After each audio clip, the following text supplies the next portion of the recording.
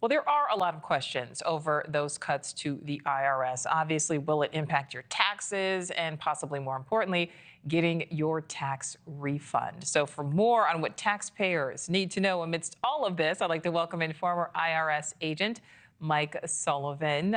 Mike, great to see you. You know, a lot of people hear, tens of thousands of people being let go happening right during the height of tax season. Yep. Do you think these layoffs will be detrimental? And if so, by how much? I don't think they're going to be detrimental, and I don't think they're going to be catastrophic at all. I think there's a new sheriff in town, and everyone has to go ahead and adjust to the new sheriff. This is like a train coming down a hill, and nobody can stop it. A matter of fact, yeah, everyone's kind of listening to your stations and stations just like yours to find out really what's going on. There is really nobody just knows. Everyone's kind of frozen, waiting. Matter of fact, we were on the phone to an agent in Philadelphia, and as we were talking to them, we were ready to close our case. And he says, "I've got to go. I got to go." I says, "Why do you have to go?" He says, "I've just been fired, and they're letting everybody.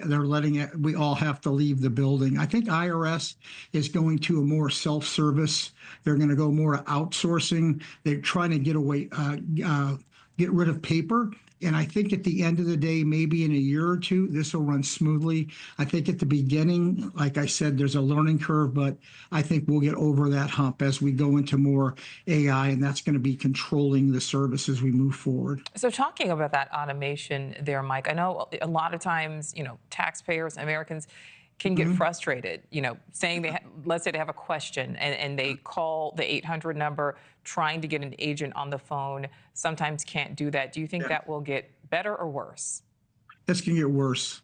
I mean, right now you can't get through to IRS. Even as professionals, we try to get our work done by filing powers of attorney. I think it's going to get a lot worse before it gets a lot better. And we're just going to have to wait and see what this fallout's going to be. I think this learning curve, like I said, is going to be in effect for at least 2 years as they're trying to have everyone do more uploading and more automation.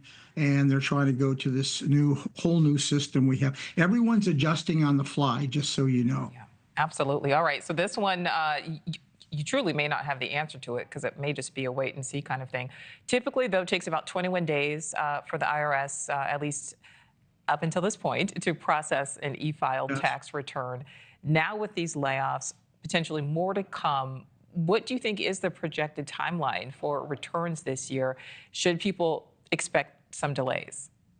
That's an excellent question. About 82% of the taxpayers aren't going to be affected by this because they're all W-2 wage earners. And you usually don't have problems with W-2 wage earners. The system probably will work the same for them. I don't think you're going to see anything going on in that category. I think it's going to be all more the self-employed people and the people that have larger dollar problems. That's what's going to come up. So the 82% I see are going to be very safe, and they're not going to see a big difference. Just getting through to IRS and fixing mistakes, that's where the problem's going to lie. All right. So, this is probably not the year to procrastinate on filing those taxes. Yes, exactly. All right. Former IRS agent Mike Sullivan, thank you so much. Thanks for watching. Go to joinnn.com to find News Nation on your screen. And don't forget to click the red subscribe button below to get more of News Nation's fact-driven, unbiased coverage.